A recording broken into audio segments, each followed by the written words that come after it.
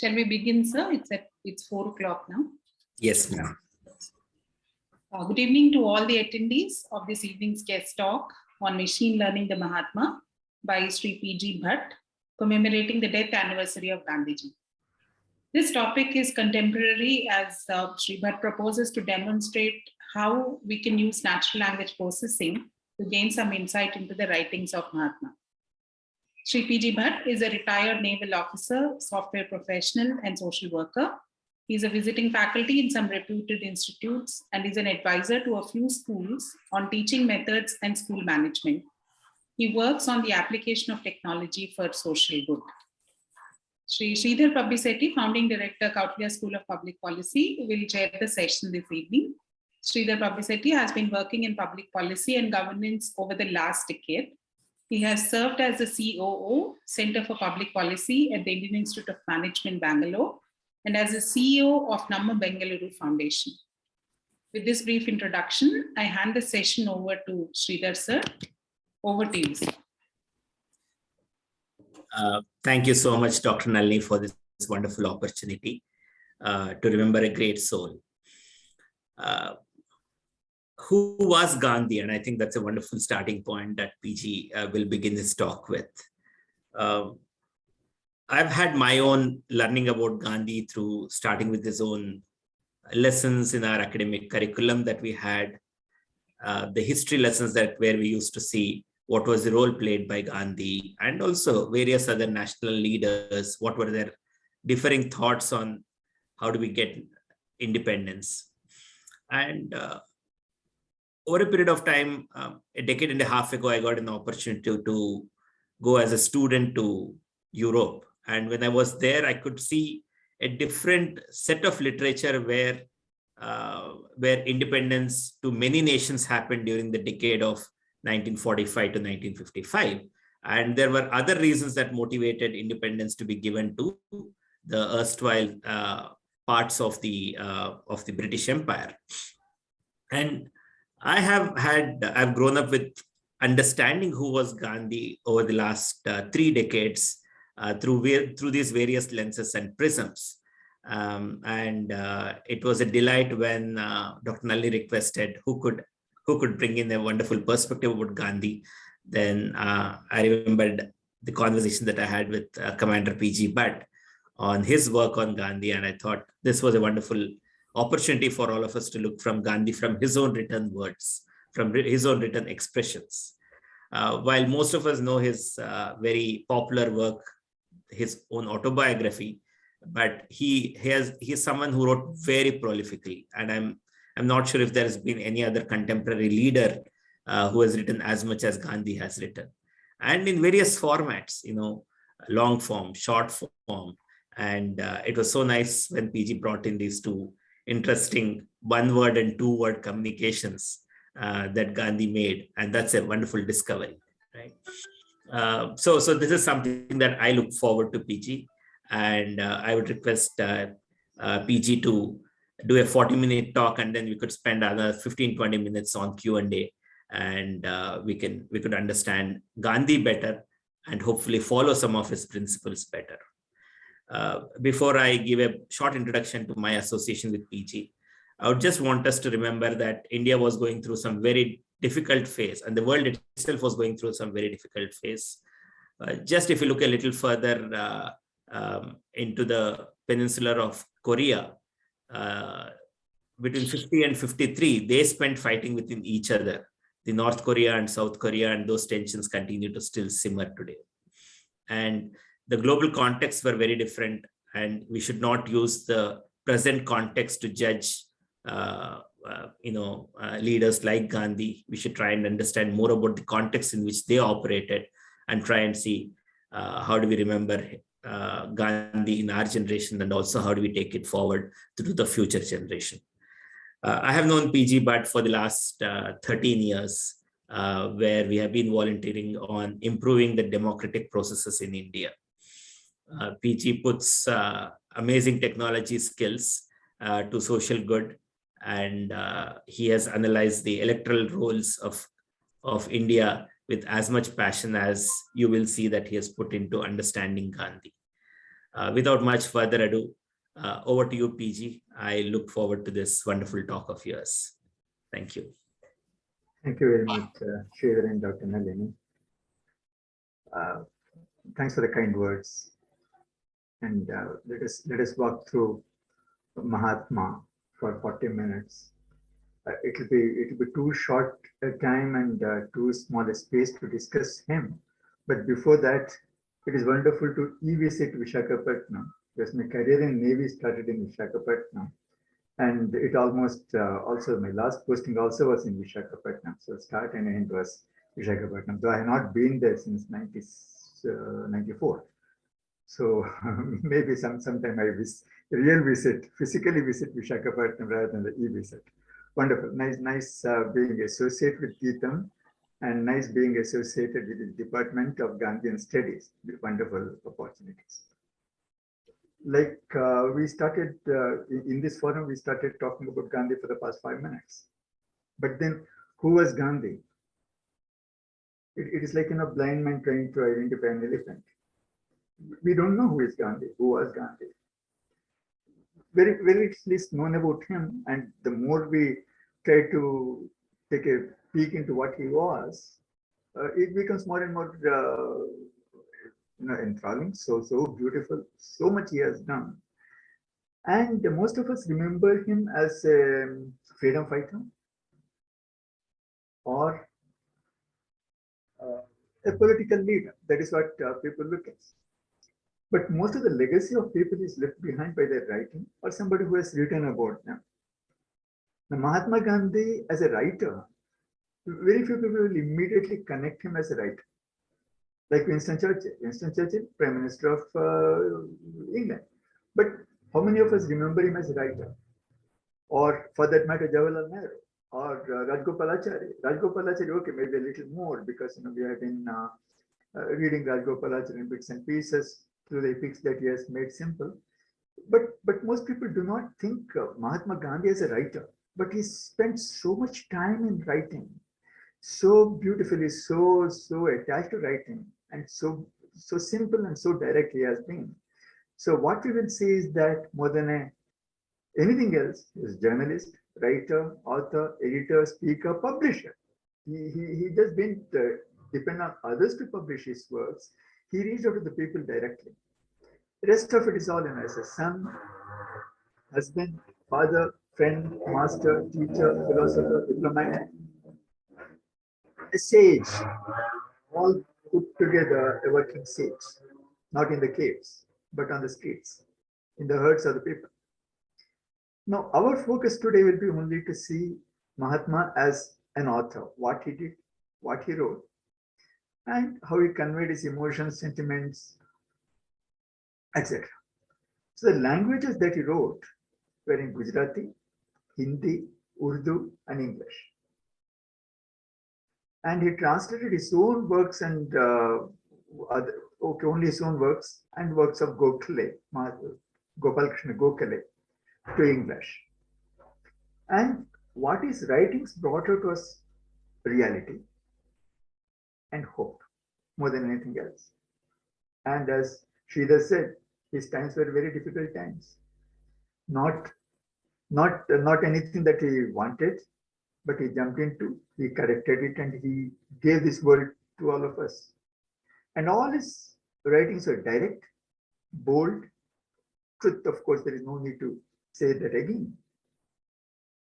And the most loved piece was the Indian Opinion, the magazine that he started in South Africa.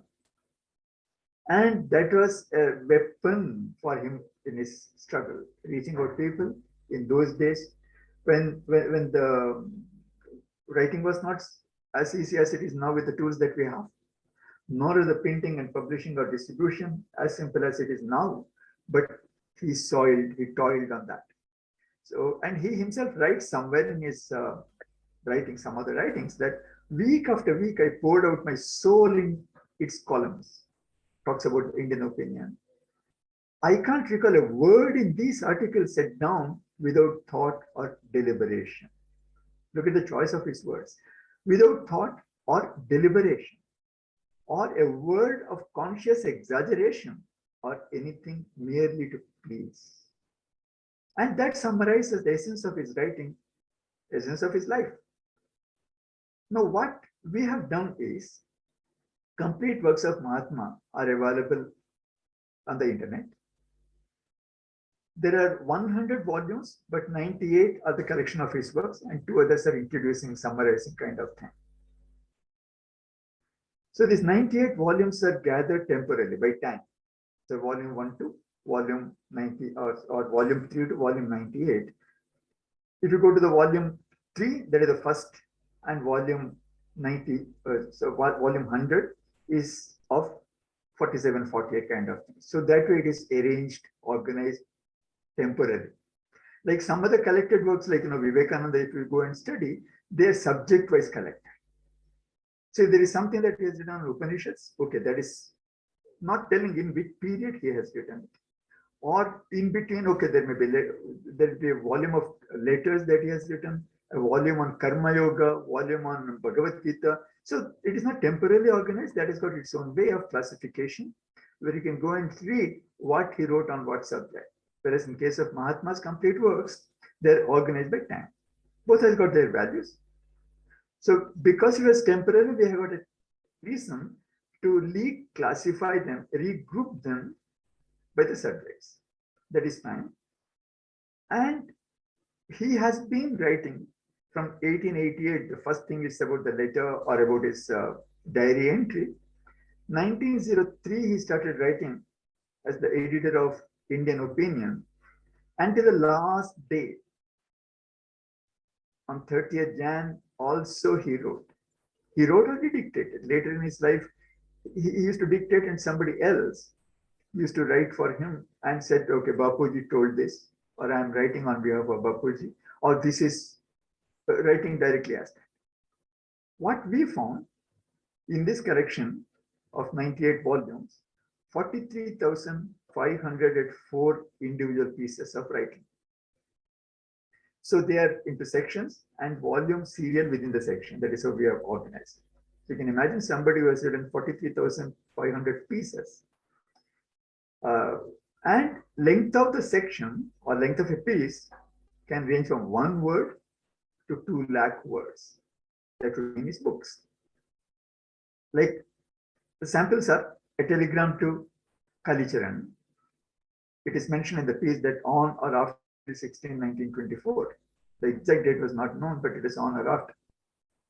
The telegram says, sorry, that's it. An autograph that he gave him around 15 December 1931, he says, be true. How true? And what you have done is that categorized it. It is available as time bound, okay, what is published first to last.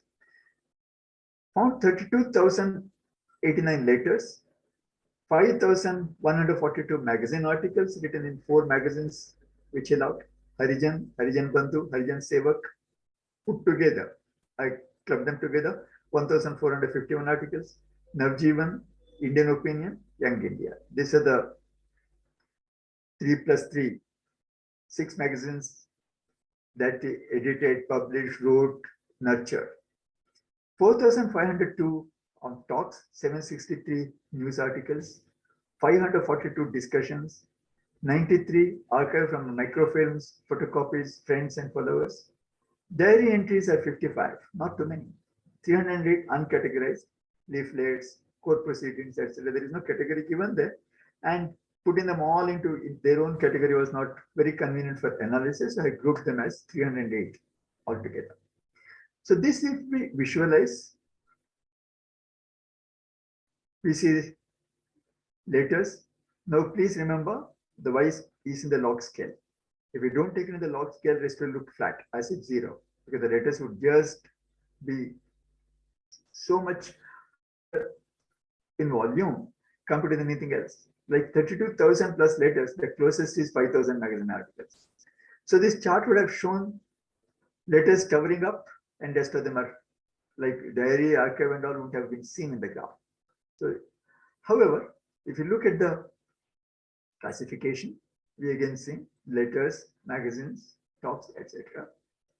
So these are the publication categories by which he wrote. and journal articles, because they were the most potent writing which reached the masses. Letters were individual, intimate, direct, and on a very limited topic. The magazines he wrote so prolifically, regularly. 1,451 articles for Harijan, like 3 of them put together. Navjivan, Indian Opinion, you can see 1,537 articles he has written to Indian Opinion. Indian Opinion was closed down before Bapuji passed away. And Young India, Young India, he started in India and did so much with that. So he has written such large number of magazine articles. The journalists of repute today, I do not know how many would match this much of writing. And if you, again, the same thing is distributed here to show that Indian Opinion has written maximum and Harijan, Young India, Navjivan, this is how it is distributed. Not adding anything much, but just I got a habit of visualizing things these days, making chart or whatever, simple way. Then what we do is that if we take the word counts or the volume that he has written. One is that he has written so many articles, fine. 1,537 articles he has written, but that doesn't tell the volume that he has written. Like if I say, okay, he has written, sorry, but that is one particular piece of writing. Be true is another piece of writing. Or if you consider these articles that he has written for these magazines, if you consider how much did he write, all put together, the count of articles that you have seen, the number of words that he has written, the volume, like when we say right from the school, we say, okay, write an essay not less than 500 words. Similarly, the articles that he wrote, how much did he write by category? The category is here. Now we switch from the magazines to the kind of writing, letters, magazines, talk, newspaper, discussion, uncategorized, archive, and diary entries. So what we have done is that for these categories, 8 categories, you see the words, average length of writing, average, how long were they? So the letters all put together, sorry, average is the next one, all put together, the maximum naturally he has written in the letters. Then comes in the magazine, talks. As much he wrote in the magazines, he also gave speeches, he also talked around the world. Newspapers, not small, apart from writing to his own, in his own magazines, he also wrote in the newspapers. Discussions, which are recorded, etc. Diary entry, though he has not written too often, but he has written long entries in the diary. So there's a number of words that he has written. If you just consider how much he has written, the volume that he has written, this would give an idea. How long were the articles? How many words on an average in various categories of writing? Letters, short, average you can consider about 200 words in a letter. Magazine articles, you can again see about 800 words. Talks, close to that. Newspaper, he wrote longer than his own magazines. Uncategorized, because all his books published, etc., they also come into the uncategorized, so that becomes taller. So are the diary entries. So the average length of the writings. The volume, one is that how many letters he has written. When you talk about the volume, how many words it contained. The total words that he has written in the form of letters, again into the log scale, stands out. Magazine, talk, newspaper, etc., etc. So this shows that how much of importance he gave to personal communication. Letter is so personal, informal, intimate, immediate. And that is a great communicator. That is one of the reasons. That's not the only reason. This is only exemplifies how he cared for people, how he cared to be in touch. Fortunately, there is no mobile phone then. So we had to write. And again, we have seen the average length of articles and in where he wrote long articles. Again, his favorite was Indian Opinion, but he wrote short articles there. The average length of articles in the Indian Opinion, published in South Africa, was shorter, probably the shortest. Though he wrote more, the maximum articles were written, the number of articles he wrote for Indian Opinion was higher than all else, but each article was short, crisp, and straightforward.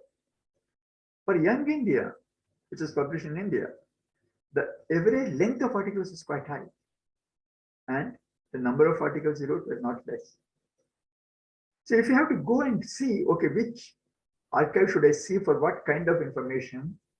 Naturally, when he writes about short articles, averaging, say, about 80 words or something like that, the topic would be limited.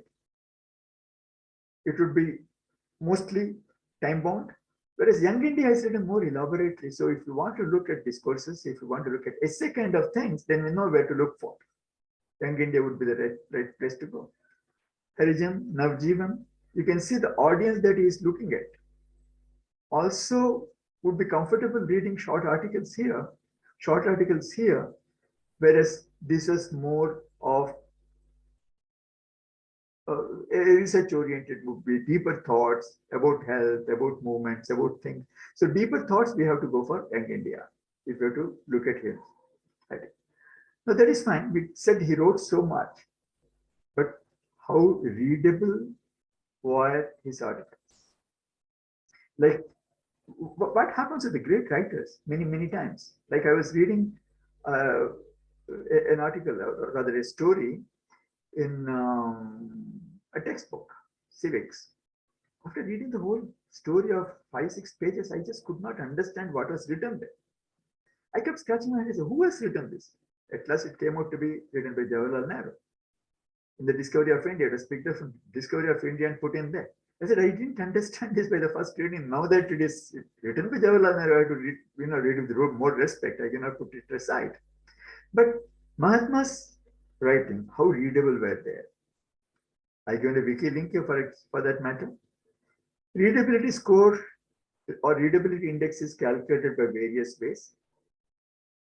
So we'll pick up one of them and see how readable was Mahatma, how a normal person could read, how reachable was he by writing, by category, by time series, by addressee. Readability index, one of the things that we're taking, Kincaid reading e-score, it starts from 0 to 100. 100 is the best, 0 is the least. So 0 to 29 means it is very confusing, like it happened with me when I read that story written by Jawaharlal Nehru, picked up in the textbook for high school. So on and so forth it goes. What is the readability index? So let us consider 2 sample letters of Mahatma. One is to a child, childlike, simple, direct.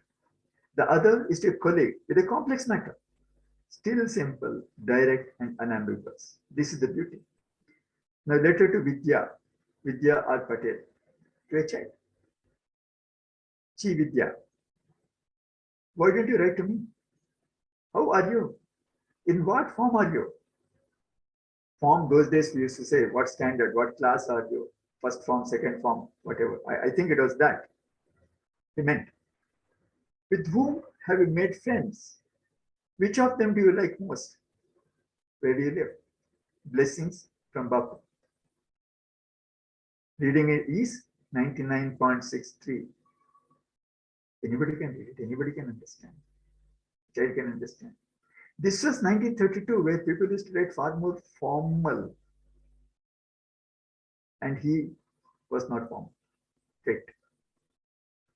Any child can understand, any adult also would appreciate, fall in love with his writing. Next one is not a simple thing. And he writes, Bhai Shri Dayalji, I have your letter. I don't at all like the idea of 3-day hartal. Just jumps into the subject. There is nothing, no ceremonies. I can understand a hartal for one day. If you would really show our veneration, my preference is for some constructive work. And Giri means Satyagraha. And this is what his stand was. We should therefore reflect over his good qualities and try to cultivate them in ourselves, etc., etc., etc. I'll leave it for you to read it. And the reading is 78.99. 79% is the readability, or 79, score of 79 out of 100 is the readability for a subject which is telling that, okay, let us not have this 3-day hartal. If it has to be there, let it be one day. Rather, prefer some constructive work, which is already conveyed in the first 3 or 4 lines. And after that, he is explaining what is thought, what is style of writing. Even if you don't read, he has summarized it in the 2-3 sentences. Further to that, it is up to me to read them or not. Fine. It makes a good sense to read it. Now, if you consider the readability index, readability of Mahatma Gandhi, all works put together, of course, these are reflected from the letters that he wrote. Overall, the readability, you can say that it peaks at 70. Highly readable. And there is a clear skew to the right. And some of them touching 100. We saw 99.63. So most of these writings, if you say the undercurve, you can see that most of them are very highly readable and more towards good readability and far less towards the difficulty to read. So if you consider aggregation or the distribution of the readability, if you want to make a box plot. So the mean value of the readability is 65. Fairly difficult, 25 percentile, 50, 75. Okay. This we will leave at that. So those who are interested in the statistical characteristic, I will skip that. Now, analysis of letters. So we'll go category by category, more on letters, less on the other part. He wrote, as we just saw, 32,340 letters in 54 years. That means 600 letters per year, 50 letters per month. 50 letters per month. And 2,634 letters in 1945. 1 year he wrote so much. Of course, he dictated most of them. Most of them by longhand, not shorthand. He dictated or wrote by shorthand when he wrote, longhand as he wrote, taking pen and paper. Dictated later, Mahadev Desai, Pyarelal, who were his close secretaries. And he wrote to how many? 7,150 people, more than that. Those are the addresses. Some addresses are not even captured. He wrote to so many different addresses. But who wrote maximum? Rajkumari Amrit Kaur. She got 702 letters from Mahatma Gandhi. We'll see further, talk about his letters to her. Majority of the addresses got 1 or 2 letters, maybe thanking you, nice to meet you. But he had that courtesy to express, okay, it was good to meet you. And this is the average word count. And the word count of letters themselves, you can see that majority of them are short letters, very short letters.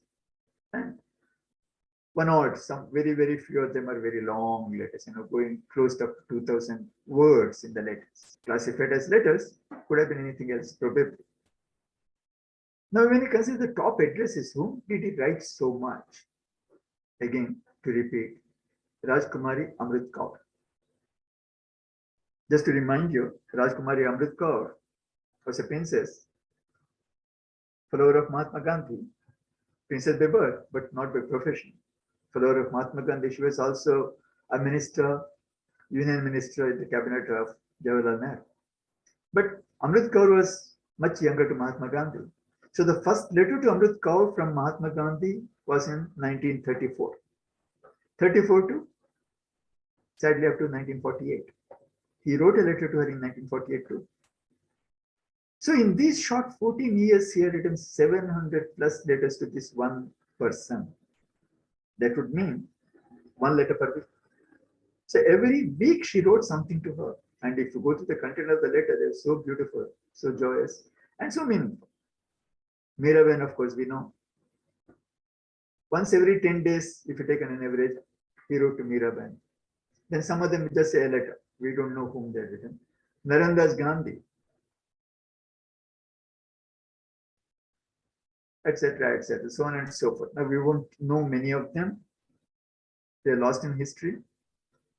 But these are the addressees who got more than 100 letters from Mahatma during his lifetime. Now, how were his letters? Like we just saw, his letters started with good informality. Most of them were informality. Most respected, sir, I salute your feet. None of that. Bhai, Bhai Shri. 1,435 letters start with the Bhai or Bhai Shri. Brother, Chi. So by the time he started writing, probably he had large number of young followers. So he had no hesitation telling that Chi, Chiranjeevi, and signing off as Bapu. He kept his position, telling that, okay, I'm a parent figure or grandparent figure, daughter. Now, beautifully, in 245 letters, he starts the letter telling, my dear idiot. It is a Ninda Stuti that we are fond of. So many prayers, so maybe Tyagaraja, maybe Purandaradasa, maybe some other Sanskrit hymns. There is something called Ninda Stuti. I show my love by abusing you, by criticizing you. Plenty. Purandaradasa is known for that. Ninyako, Ninnahangyako. Those who understand Kannada look out. So he starts his letter, my dear idiot, especially to Rajkumari Amrit Kaur, and he signs off as Bapu. So informal, it itself is a sort of that freedom, informality, and itself shows a love. And along with idiots, he says, my dear rebel. 62 letters start with a my dear rebel. My dear, my dearest, dear, Sahib, 114 letters, Mr. So-and-so, where he has to be formal, Shri, Sir, respected. You can see much smaller number of letters start with formal addressing.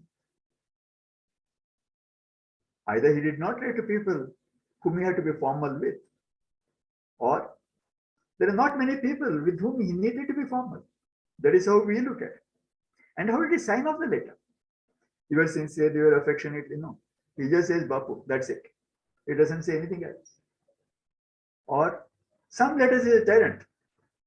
Bapu or tyrant, whichever you like. That is what he writes in some letter. Gandhi, 622.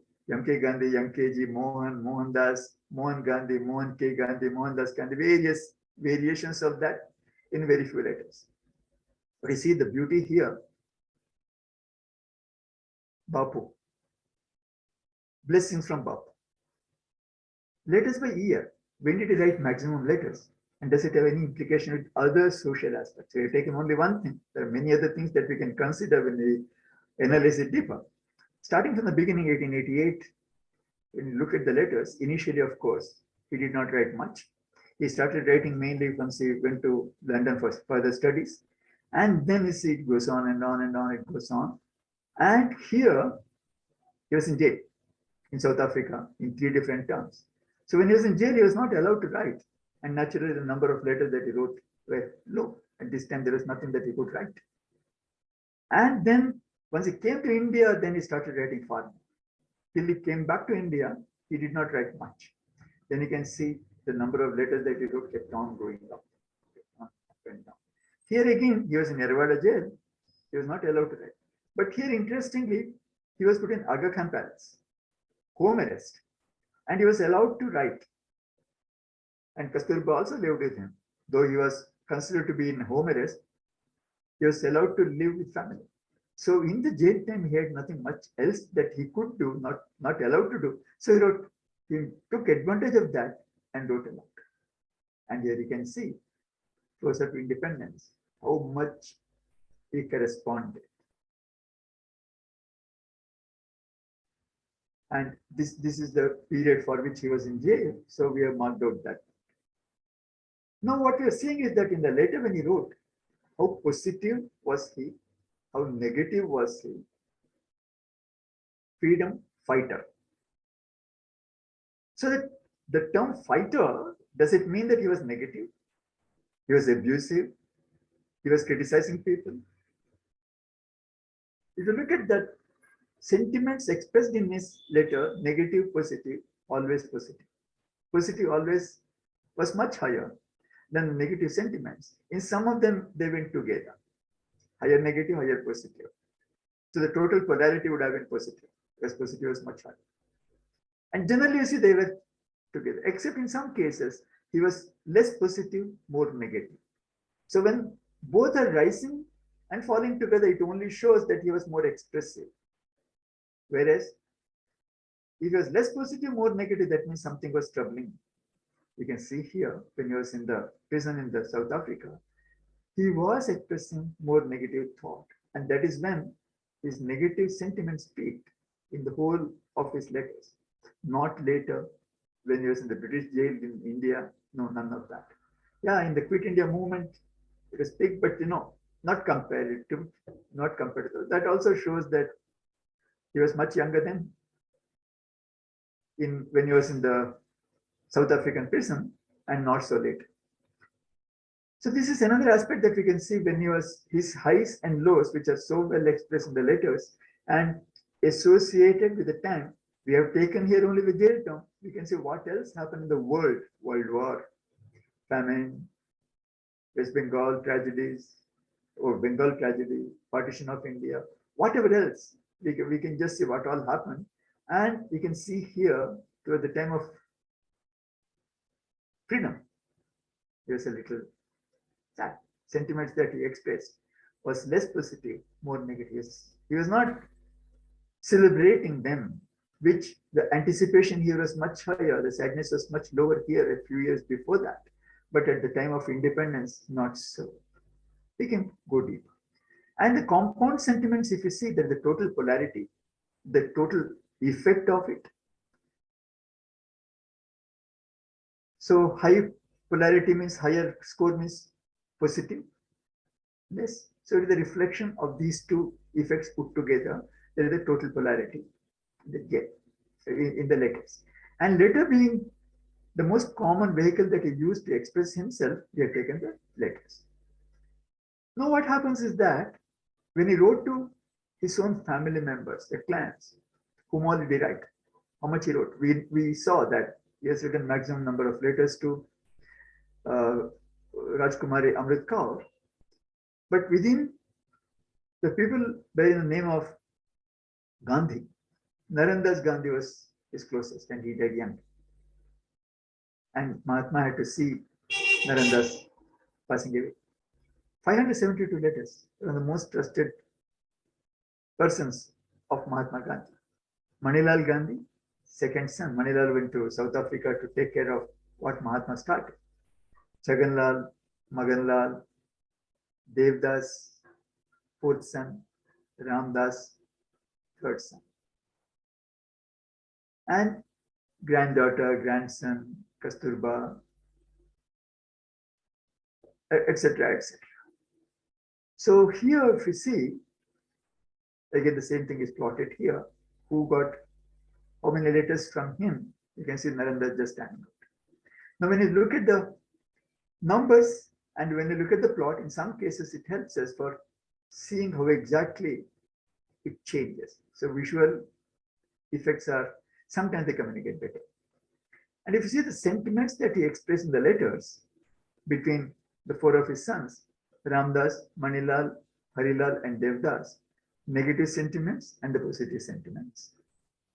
The closer, the higher, the more positive.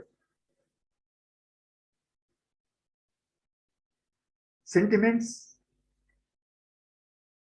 to the right is more convenient, more positive. That is how we are written here. Higher negative sentiments to the left, lower positive sentiment to the bottom. So this is the unwanted quarter. This is the most preferred quarter.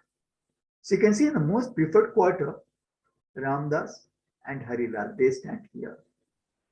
And you can see Devdas had some problem. Not very comfortable. He had a lot of disagreements with Mahatma, not doing what Mahatma would love or doing a lot of what Mahatma would be pained about. Fine, that's normal. And again, you can see in the year, the 4 sons, how it was distributed. The positive sentiments are up, negative sentiments are here. Clearly, the far less negative sentiments than the positive sentiments. This is on the timeline. This is to Ramdas Gandhi. So you can suddenly see, okay, there is something very sad that happened here. Ramdas being very close to him. So if you have to say something very sad here at this time, and we know when was the time, it is near the independence, nearer to his death. So definitely there is something very, very intense, very sad that he was expressing. We can go to the archive and read up these letters. So this kind of presentation helps us, or the visualization helps us to pick up, oh, why was he so sad here? Why was he sad here? Why was he sad? We can just go and pick up that letter and open. Or same thing goes here. Even when he wrote to Manila, you can see here, the sadness has gone up here. And when it came to Harilal, probably he did not mean much to express his sadness also. He wrote far less number of letters, the least number of letters were written to Harilal, didn't write much, probably didn't express much also. And Devdas, this is how it is. He didn't express so much. So what we see is here is given the sentiments, like the freedom to say, my dear idiot. I can't call anyone of you my dear idiot. Maybe I can call my daughter, that's it. But Mahatma could call so many, okay, my dear idiot. Means he could express so freely, intimate communication, where he opened up, where he withheld, even among his children, can be visualized. Then we'll do a last bit of it, telling that the emotions. Sentiments are only positive, negative, neutral, and we've got a polarity. And when you consider the emotions, we say trust, surprise, anticipation, sadness, joy, disgust, whole lot of them come into the emotions. So the emotions expressed in various media or in the magazines and letters. So in the Indian opinion, you can see he expressed a lot of emotions. Trust, okay, a lot of trust is indicated here, a lot of emotions are indicated. They were going up and down. Indian opinion, if you say they're pretty balanced, scholarly. When it comes to the surprise, in the sense, trust, he expressed huge amount of trust, 0.751. There is very little to do with the surprise elements that he expressed there, and anticipation and sadness. So the distribution of emotions in various media, like now here we are taking only Indian opinion, shows that how comfortable he is expressing, how open he is in expressing what kind of emotions, in what kind of writing. In letter, you can see he shows a lot of trust again here. So one thing that stands out in his writings is a lot of trust and surprises. Towards the end of the time, he shows a lot of surprises, but initially there isn't much of surprise in letter. But these surprises which he showed in the letter, he didn't show in his writings in the magazines. And you can see the anticipation.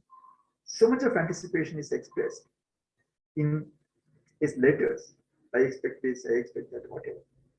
And not so much in the magazine articles. And there's sadness, not much of it. Neither in the letter he wanted to write, so I'm not happy, I'm not hungry, it is too cold here, the food is no good, internet is no good, okay. None of it, very little. So again, you can see in the letters, anticipation, trust, joy, surprise, anger, fear, sadness, hardly any, disgust, hardly any, because anticipation is maximum score in the letters, 85 against 1.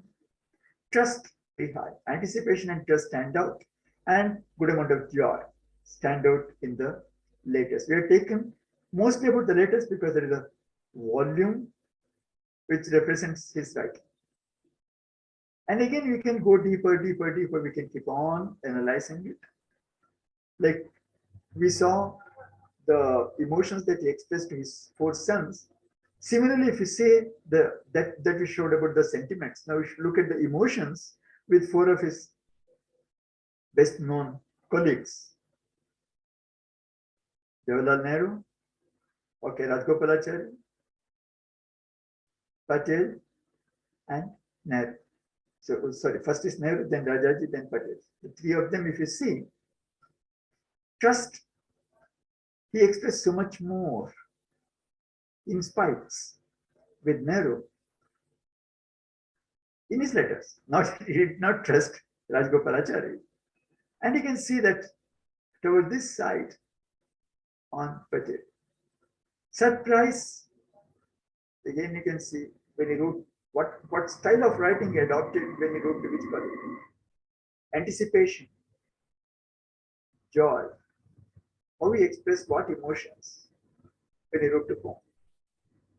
Then again we can associate with the time period, other happenings, and this research can go on for years together, dig deeper and deeper, understand a lot more of it. Time being 4:47, I overdone my time by 6-7 minutes.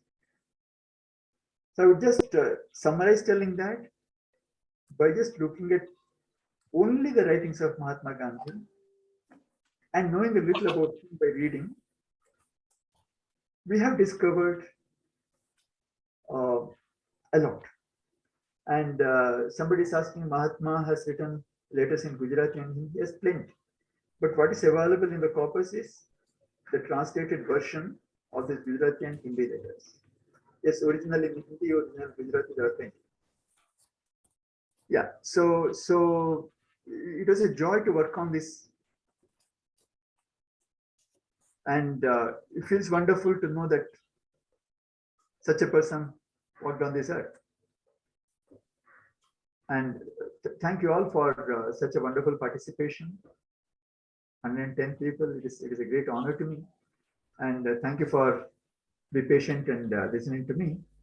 And yes, that's what it is. The next question is, how many letters did he write from jail? Yes, I don't have the count right away, but given 2-3 minutes, I can tell you how many letters he wrote from which jail, which year, which date. That is possible. It doesn't take time to get the judge out.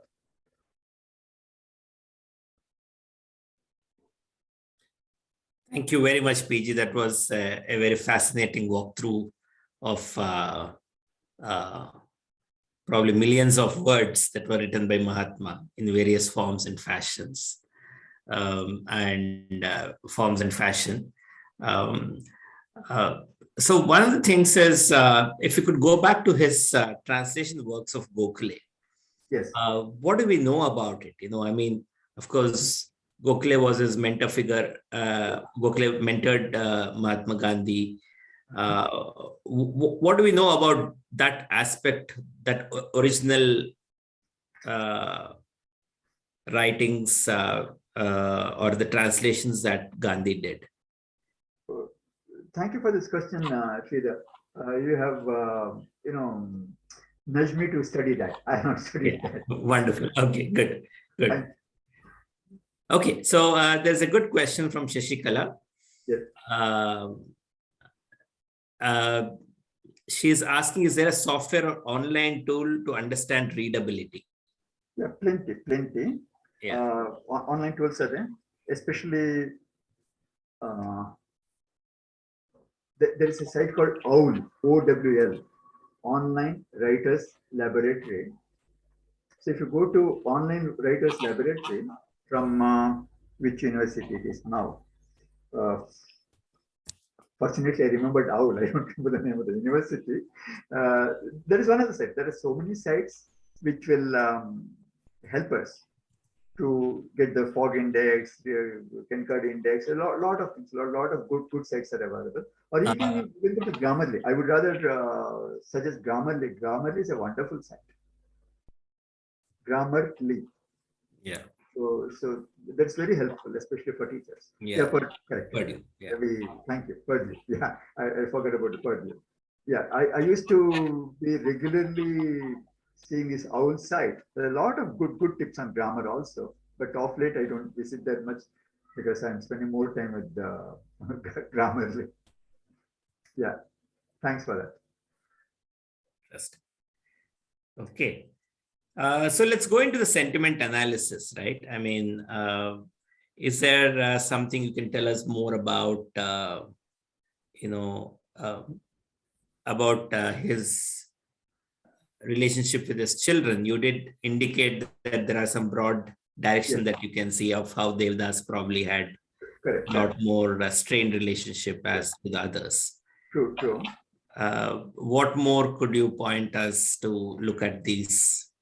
Yeah, see, when we see this one, and because then if you want to really go through, then what you can do is that if you want to do it by with the help of software alone, if you want to see, I can separate out all his letters to his children. I can pick up the keywords. I can summarize each one of them. I don't have to read them. I can cluster them. And I can again associate with the time period. It's a lot of drilling down I can do with the help of software. And then, of course, I have to go and read them. That is the easiest thing to do. Even to open the particular thing, I don't have to go and open it. I can tell my software, okay, no, open that letter and show me. So sorting, fishing out becomes much easier once you have this software. Like now that I got the complete works into some 45,000 different sections. Anytime you ask me, it doesn't take me more than a minute to pick it up and read it out and to do further analysis. So this is another advantage of this one. Like you said, okay, now what happens? They're going to pick up the letter he wrote to Harilal. This period, what happened then? If I open that letter, I would know, okay, he took up to drinking, or he wanted to convert to Islam, and he did, and he came back, whatever. So it is very, very convenient to go and dish out rather than getting this 50,000 pages of writing. Now you can just look for that needle in the haystack with an X-ray. So that's the kind of advantage we have. Yes, wonderful. So I guess to ask something, right? Yes, Saurav, go ahead. Thank you so much, sir. And thank you so much for this fascinating presentation. My name is Saurav Kumar, and I'm working as an assistant professor in political science at School of Gandhian Studies, Gitam. So my question is that in the recent times in international relations, if you see, the idea of soft power has been gaining relevance. As you must be knowing, it is the ability to get others to comply with your wishes through attracting them and to basically attract them to want the same things without having to coerce their hand. Now, given that Gandhi had talked about satyagraha and non-violence as alternate means of protest, basically, eventually getting others to comply with your wishes, I have always been fascinated to know if we find instances in Gandhi's writings where he talks about ideas similar to soft power. Since you also mentioned Gandhi as a diplomat in the beginning, I would also like to get your comment on that. To the best of my knowledge, I do not think he took anything other than direct path. At least from his writing, there is nothing that indicates that he was using any devious way of achieving what he wanted. And whatever he did, he firmly believed. It is a different issue that the historians may not agree, or analysts may or may not agree about his actions. But I do not think he was manipulative. I don't think so. But that is my limited opinion.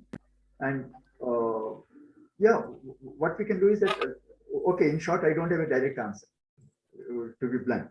But these are the areas where definitely we can work together. A lot of us can get together and query specifically, because with your background, you will have some query. With Sridhar's background, he will have some other query about the public policy. So if you're able to, narrow down and work together, then there is a lot we can do with a simple tool and expand on that. We may discover something that is not known so far. Sure, sir. Thank you so much, sir. Thank you, sir. So as a follow-up, we will surely be sharing my email ID and PG sir's email ID. We encourage all of you to write in and suggest how else we could make this information accessible to all of you. So that is something that we would definitely do. We also have a wonderful letter that's shared by PRO. Nalini ma'am, can PRO Garu be given the access to share his screen? There's a wonderful letter that is there in the Gitam library, which I think it'll be good for all of us to take a look at. I will stop sharing so that. Or I could share. I have it already accessible. So just give me 1 second. Yes, sir. Yeah.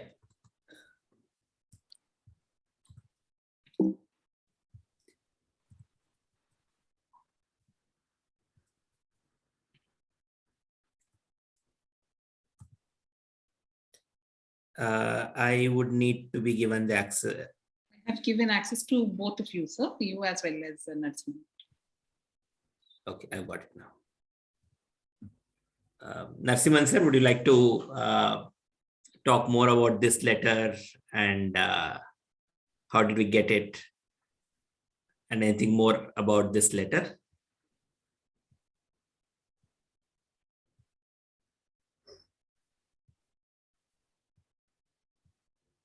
So this is a letter that's written by Gandhi to Dr. C.R. Reddy. Mm-hmm. Well, of course, it's not readable completely. 1925 it appears. Yeah, 1925. Right. Yeah, so maybe we'll send this across PG and then, we'll see what more we can find out about this letter. Something to treasure. Yeah, and there's reference about traveling to Chittagong and others. So, yeah, so that's interesting. Yeah. All right. So PG, one of the things is how do we kind of access this work that you have done? How can we, all the attendees, be able to browse, maybe read, select, etc.? What do you think is a good interface for us to make it accessible? What I presented just now, Mm-hmm. It's available. I sent to you and Dr. Nalini. Yes. I encourage others to look at it. Right. This being the starting point, if anybody wants to discuss anything deeper, I'll only be too happy, because in the process of discussing, we all learn something new. I'll be very, very glad to do that. Right. I have no problem in sharing the entire software that I have written, but then not everybody would be interested in that. But those who are interested, I will glad to share. Perfect. So what we will enable is if you could indicate any specific sections or any specific parts of it that you would like access to, then maybe we could make it easier for you to access it.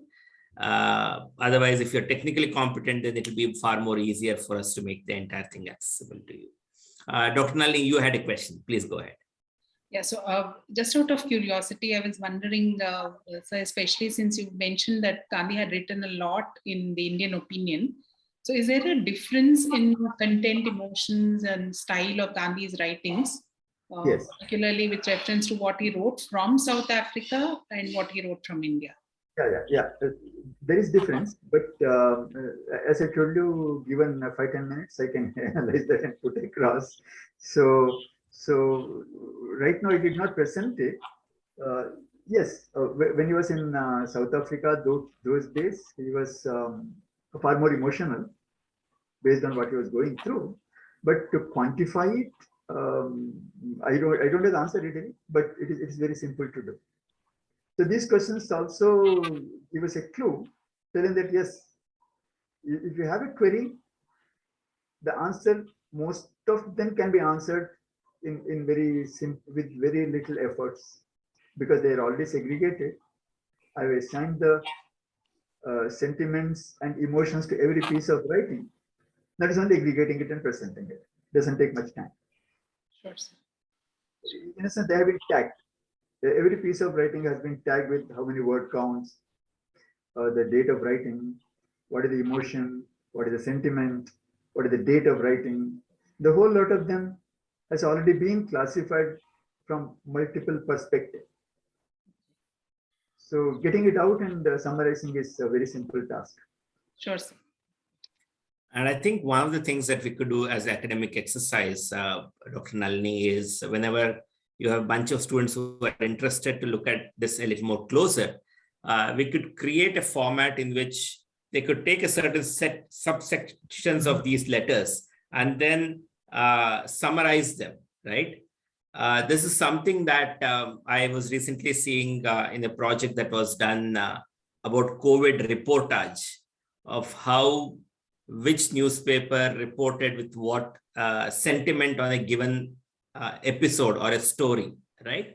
So I think that's a beautiful exercise for students to kind of curate the questions that will emerge out of today's discussion, and then see how can it be structured together as an inquiry layer over this technical platform that it exists today, the entire writings of Mahatma. Sure, sir. So perhaps we can start with the letter he wrote to Sir C.R. Reddy and see how it goes. Yes. Definitely. Would you know a little more about this letter, ma'am? Not much, sir, except for the fact that it is a piece of Gandhi's opinion on education, because Sir C.R. Reddy was an educationist, a renowned educationist in Andhra Pradesh. Right. So, and this was presented to us by one of the guests from Delhi. But beyond that, I don't have the expertise to analyze this letter. Wonderful. It's a good additional task for us to now pursue and see what is the origin of this letter. True. And like every nook and corner of a library is a door to a new world. And I think this is a good starting point for us to go back and explore in the library. Yes. Okay, we have time for another 3-4 questions. We would like to go on till 5:15, and then we could depart for today. Any thoughts? Any questions? Sir, can I ask, sir? Yes, go ahead, Shashikala, ma'am. Yeah, I'm Shashikala here. Sir, I did my PhD in Gandhian studies, and I also read some letters, especially letters to Prema Kandak, and that changed their perspective of mine towards Gandhi's connection with women. Especially when we are talking about Gandhi and his relationship with women, there was a lot of misunderstanding and so on. So now when I am going through his data analysis, I am thinking that how I was feeling about Gandhi before reading the letters to Prema Kandak, and how the reading letters changed my perspective. Similarly, the relationship between Gandhi and his son Harilal, that also I have read some letters and I was feeling so emotional. Maybe that is not the term, but at the same time, because how as a father Gandhi was going through a lot of struggles and so on. So I think the analysis of this kind of letters may help us to understand Gandhi's personality more in detail. And I thoroughly enjoyed the lecture, sir. Happy to hear from you again and again. Thank you. Yeah, Thank you. that's it, sir. And Grammarly we are using for readability and so on in our school also. That thank you for suggesting some more software. Yeah, that's it from my side, sir. And sir, there are some more perspective I feel. For example, the social impact of Gandhi's writings, especially after publishing his autobiography, Gandhi was not hiding anything. He was revealing so many truths which was not that much acceptable to the society at that time. And I think there was it was impacting a lot of writers. For example, the English writer like Kamala Das and so on, they published their autobiography, My Story, which was also unacceptable to the society at that time. For example, she was also revealing like Gandhi, what were the childhood and teenage experience of her, and what was the sexual experiences of her during her adulthood. And I think in that way, Gandhi's writings not only impacted this kind of political atmosphere, I think it was also inspiring so many writers to write very frankly, openly. Yes. So there is a beautiful point that you brought out, madam. So what we can do is that, see, the work right now was limited Yes, to sir. analyze only Gandhi's work. Okay. So what you have brought out is that if we can relate with the contemporary writing, then it will show very clearly, not very clear, we cannot say now, but we'll be able to explore and see how it has affected somebody else. It's quite possible to see what happened spatially and temporally in the same time, and say, for example, in the World War, or for example, the Bengal famine, or anything else, except his own Gitam, I not associate anything else. The more we associate in the Gandhian studies, the more we will be able to say, okay, Yes, how certain things influence Gandhi and how Gandhi influenced certain other things. Yeah, that is a very, very good point to say from the women's perspective and from others' perspective. Okay, sir. Okay. Sorry for not switching on the video, sir. I'm not feeling well. That's why. It's fine. Well, I think one of the interesting pieces of work that we could begin with, PG, is the work by Will Durant of Operation of India and the economic forces, etc. Right? And that'll be interesting to see if Will Durant's thinking, had any impact on Gandhi's thinking. Right? We are open to the next question. Sir, can I have one more quick question? Yes, ma'am. Please go ahead. Yeah, because Gandhi was again misinterpreted as a man with racism, right, sir? Because Gandhi was considered by many as a racist, especially his comments in Satyagraha in South Africa. I think it was misinterpreted by Arundhati Roy and so on. But at the same time, do you have any perspective on Gandhi and his comments as a racist? Right now, I have nothing to say because I have not done any investigation. When I say investigation, using the software, I have not done any investigation to see that aspect of Mahatma. But all these things give good thoughts. Can we do it? If we can do it, we'll definitely make an attempt. Telling that, okay, to indicate whether somebody is racist or not, can we use some machine learning approach and identify? So whatever questions we have, can we ask the same questions to Gandhi, who is living with us through his writing? Some of them would have answered, some of them won't have answered. And once we're able to do it, then we'll be able to do it for many, many other authors also. This tool that we have now done, you can take it. One is that inquiry into Mahatma's writing. Another is that using the same thing. Can we do it for Vivekananda? Can we do it for Jawaharlal Nehru? Can we do it for Rajgopalachari? His contemporaries and even today's writers. Any writer, we can expand it and get a lot of other things. Like Sridhar gave references to Kumarappa's struggle economics. So again, we can see, which we can say. Okay. Yeah, I think Ashutosh, I would like to come in and share your thoughts. I think that's a very relevant thing. Ashutosh. Yeah, thank you, sir. So sorry, I was in a session, that's why I joined late. So one thing, since I was very fascinated by the subject line, I wanted to attend it. So one, I just thought, I know it might sound a bit outlandish, crazy, is that, because ML is all about it can keep on like doing the content analysis and keep on learning and growing, right? So one ML application can be that if we're looking at the mainstream media, right?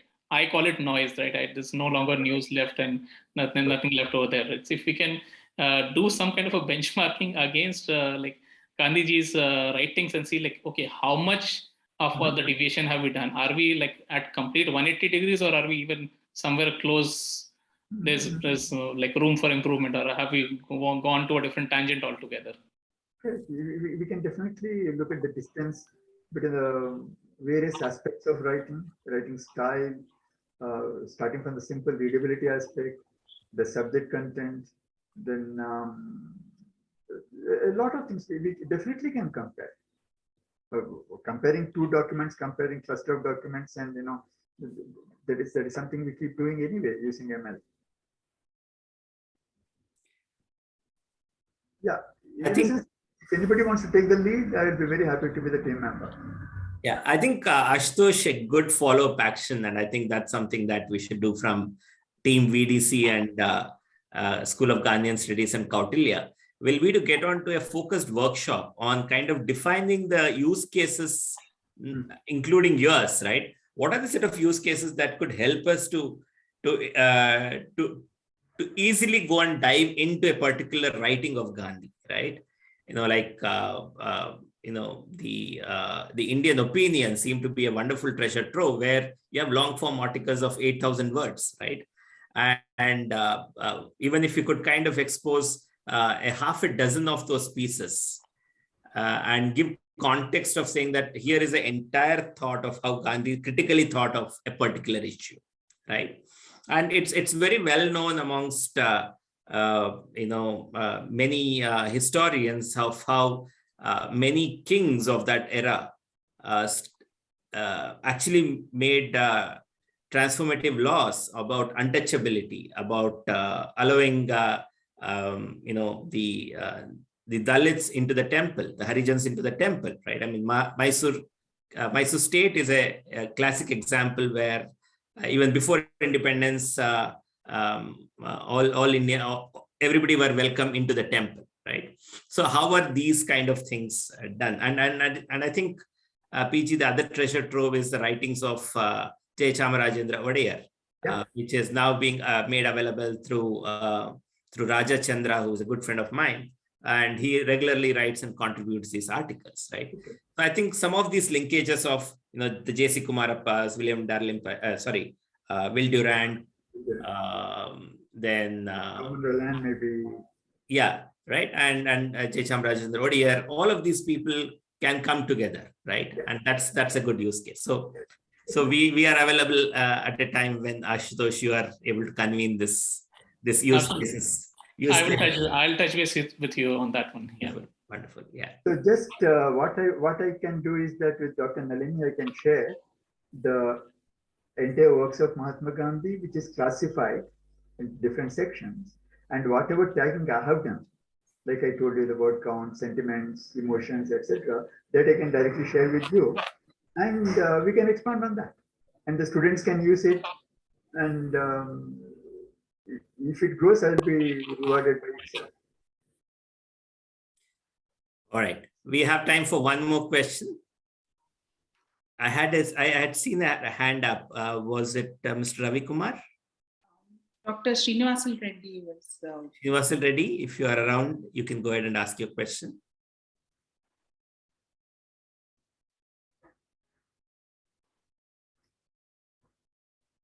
Okay, I think he's not around. No, sir. By mistake only I raised my hand. That's all, sir. No problem at all. Okay. Any final thoughts, questions? We have a large section of literature experts in this call, sir. So I'm sure they're deeply enriched and there are questions popping up in their minds, not just related to writings of Gandhi, but perhaps the writings of several other authors as well. So, yeah. Thank you very much. We look forward to further interactions on this. PG, it was a fascinating session, and thank you to give this tool of NLP to kind of look at interpreting and also understanding Gandhi better. Over to you, Dr. Nalini. Sure, thank you. So it was a very enriching session. I must say there are a lot of questions that are now coming up in our minds than the ones that are being answered. But I hope we'll answer some of these questions together along with Commander Bhat and Ashutosh and Sridhar sir. So I express at the outset our deepfelt gratitude to Commander Bhat for sharing with us a systematic analysis of Gandhi's writings. I must admit that this interpretivist analysis was truly scientific and almost amounted to a doctoral dissertation of sorts, if not beyond, and has truly enriched the understanding of Gandhi's writings for all those who attended this session. We surely hope to continue our collaboration with you in the future too, Commander, and you're welcome to visit us on campus, hopefully sometime sooner than later.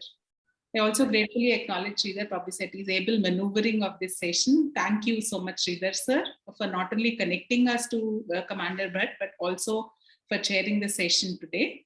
I'm also deeply thankful to all my faculty colleagues, scholars, and students for attending this session. And I'm confident that the insights shared here will add to our understanding of Gandhi. Have a good rest of the day, everyone, and stay safe. Thank you. Thank you all. Bye. Thank you.